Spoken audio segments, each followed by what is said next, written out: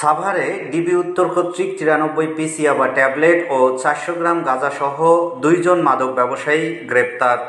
তথ্য ভিডিওচিত্রে আমাদের বিশেষ প্রতিনিধি মোহাম্মদ শামীম আহমেদ।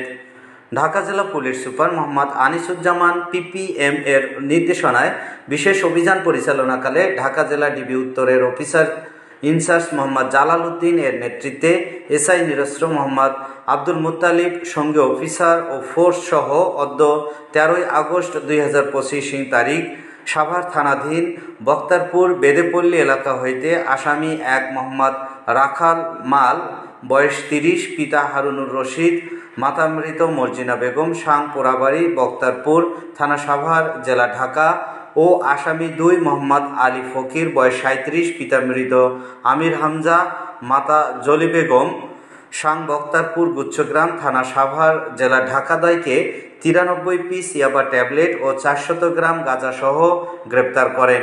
উক্ত আসামিদ্বয়ের বিরুদ্ধে সাভার মডেল থানায় নিয়মিত মামলা রুজু প্রক্রিয়াধীন।